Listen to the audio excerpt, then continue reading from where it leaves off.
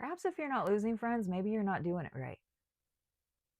If you wish to grow and evolve, maybe losing friends, losing communities, losing circles should be the ultimate goal.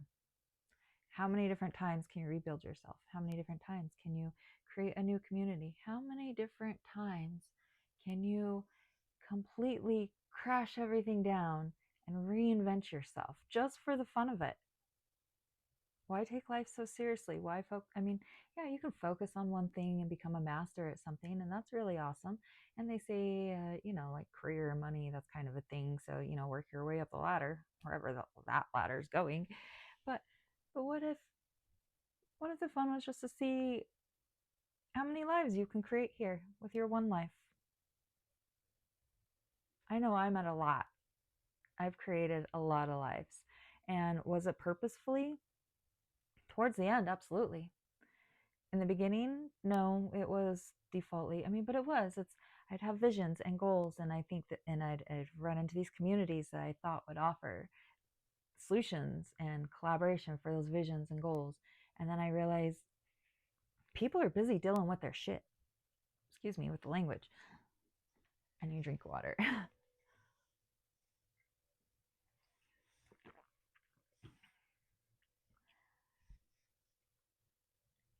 Wow, people are really dealing with a lot internally. And you really do have to be able to get that internal noise and resistance under control in order to move forward and move through it and create your dreams and inspirations, bring things to life. You can't do it if you're afraid. You can't do it if you have these trauma blocks. You can't do it if you think that the shoe is always you're always waiting for the other shoe to drop. So, I don't know the saying.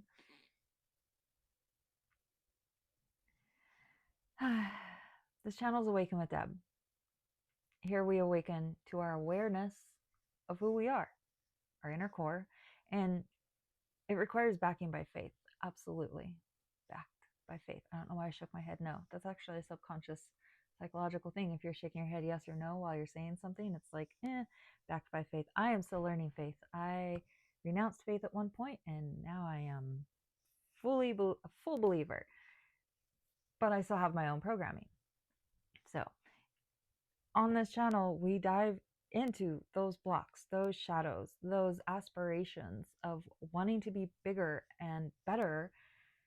But how do we feel better without feeling shame for where we're at now?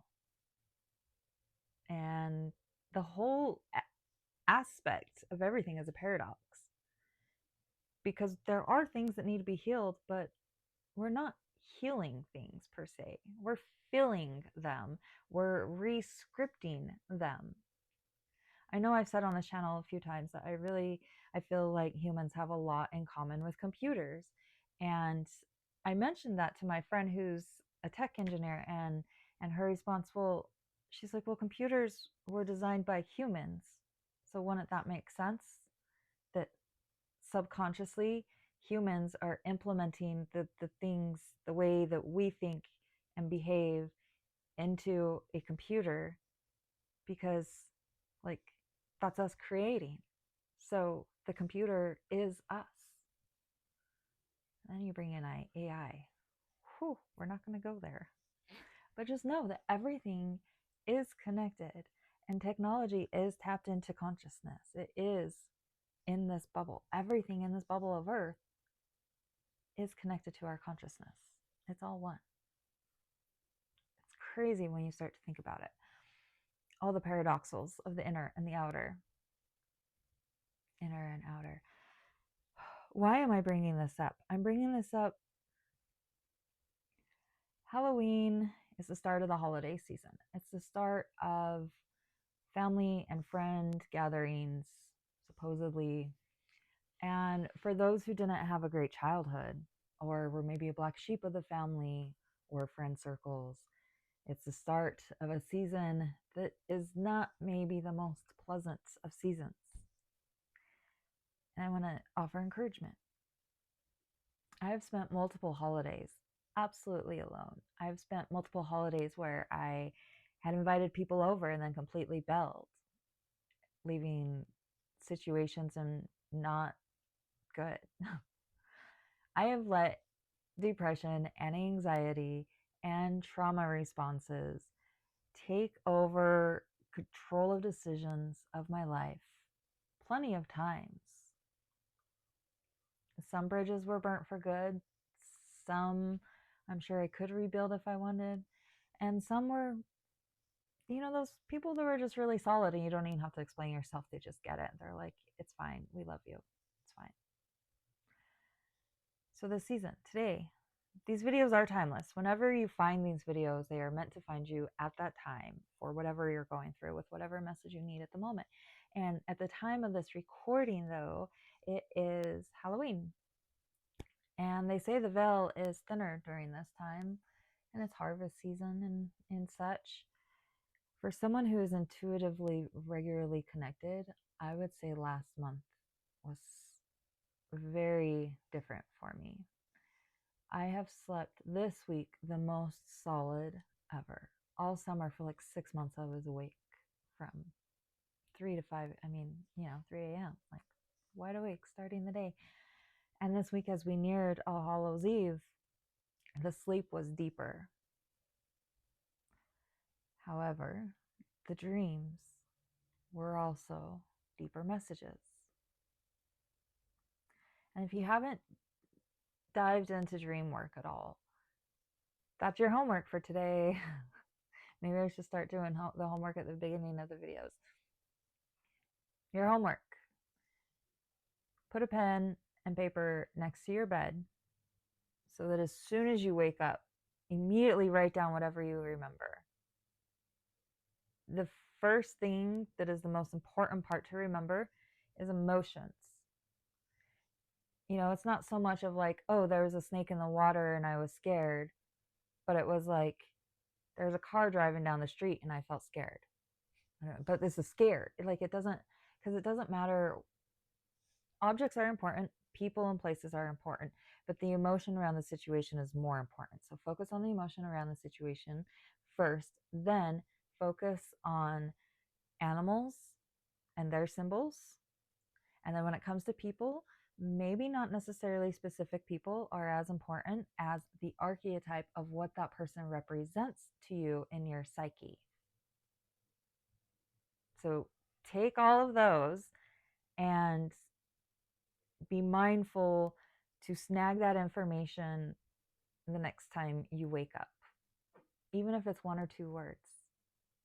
And the more you practice it, you do get better because you're training your brain to remember, and you're also training the other side that you're ready for messages, that you're ready to listen. And that's important. We have to be co-creating with the pure consciousness as if they were physical. Right? In a project here on earth, if you have a work project and you never actually meet with a person to do the project, how are you going to get that project done if you never have meetings to collaborate? I have a friend, a couple and a woman, and they like to do crosswords together. And we were at a place where they had a quiet zone. And so they're like, oh, let's go to the quiet zone and do the crosswords. And then it wasn't long before they came back and they're like, it was too hard because we couldn't talk to each other to communicate, to help brainstorm the ideas of it. And that's exactly it. If you don't take the time to commune with consciousness, to commune with the signs and symbols, and meditate or go inside or pay attention to the dreams or notice what's showing up for you on your external reality, if you're not taking the time to have those moments, how do you expect to communicate and co-create? That's it. So you have your homework. You have your homework. I don't know if there's a message in here. Messages, if you were a black sheep and we're headed into a season that maybe isn't the most exciting for you, you're not alone. And there's actually a bigger reason for it, because you probably are more intuitive to energies and you're probably here for a bigger purpose, because it means you're paying attention. You're not closing your eyes, shoving it full of food, watching sports, distracting yourself with politics. You're seeing things as they are, and that's important and that's huge, and it can feel very isolating. But you're not alone. We have a worldwide web of community of light workers and people that are choosing to be ones of the new earth. If you're watching this, that's you too. Planting the seeds. If you don't believe it, it'll be a journey for you. I welcome you. And if you are already a believer and on this journey, I am grateful for you for tuning in. Thank you for witnessing. Comment below how you feel about some of your dreams. Maybe there's a recurring symbol for you that pops up a lot. Let me know if you have any questions on certain dreams. Maybe I can answer something for you. In the meantime, this channel's Awaken with Debb. I'm Deborah Kaye. Have a blessed day.